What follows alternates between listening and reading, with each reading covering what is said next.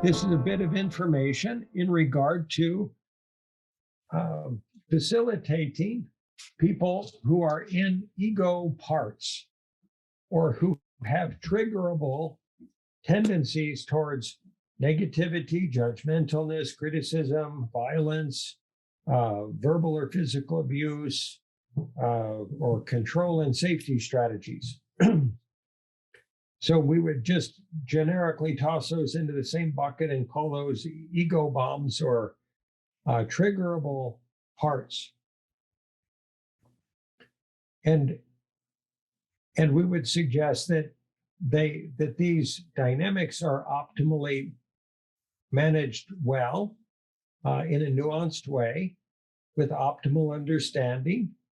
As Travis was expressing earlier, understanding as completely as one can such emotional dynamics in order to be able to carefully and precisely curate them, soothe them, reflect anything that's helpful to their resolution or dissolution without any judgment, without any criticism, or without any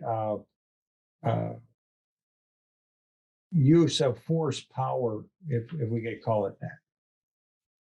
And that might mean, as Travis was saying, asking questions, questioning your way through a relational dynamic, questioning your way through a healing process, questioning your way through a collaborative process, and as patiently as is required. So it doesn't matter in a way how long it takes. What matters is that the pain, the suffering, the unresolved trauma that whoever we're working with or interacting with is experiencing is we operate in rapport with them at the speed and pace and protocol that they feel safe and comfortable, respecting that they are in pain and being perceptive, intentionally, consciously perceptive of any and all reactions that any part of their system might have to any of our administered facilitative dynamics. We're making sense with that as a suggested approach to unhealed ego components or parts or patterns.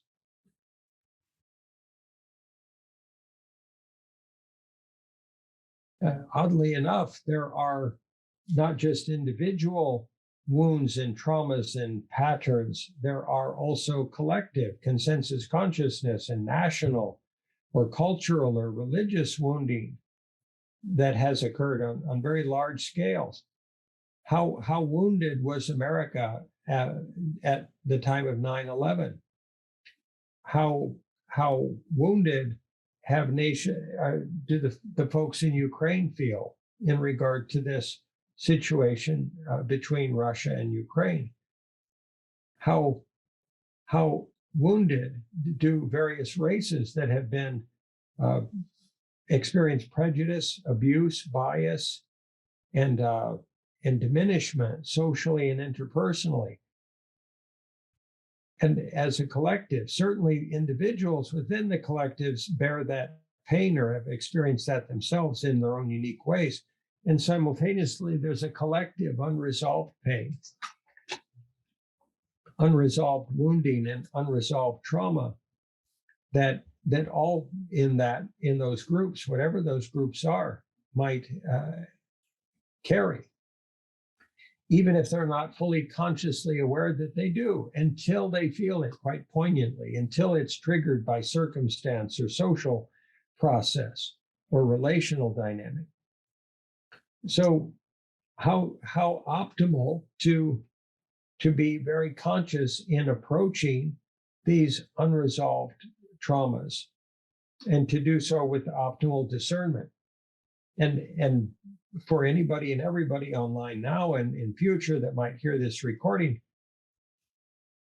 we strive to be mindful, conscious, discerning, sensitive, compassionate, empathetic, etc. in all of our communications and everything that we offer in these slides or this process of collaborative conversation. And this is perhaps the hell of it for all of us.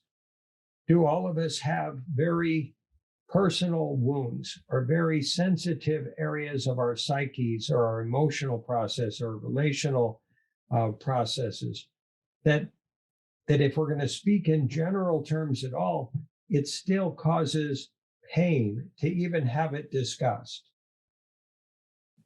even at a distance, so to speak, even in general terms? Or are we making sense with the sort of a bit of a trade-off, trying to make sure at least we have a 60-40 or 70-30 or 80-20 approach? And we apologize tremendously. We have no intention of ever triggering pain in anybody. Not pain, not fear, not hurt, not shame, not blame, not anger or hatred. None of those emotions. Certainly not grief. And that said, part of the paradox of the process of facilitation, of healing, of offering any information, is that if someone has been wounded and they've got a Band-Aid on the wound or a cloth over it, so to speak, if you peel back the Band-Aid in order to inspect the wound, there will be some discomfort. And we just hope it's always understood there's no circumstance in which any of that pain that anybody that participates in these conversations might experience, there's no situation where that pain would be intentional, nor even wanted that you experience it. And that said, again, the process of cleaning the wound and rebandaging it can be very uncomfortable until it feels better. And so we hope that we affect those kinds of dynamics and results as we move through this collective process together.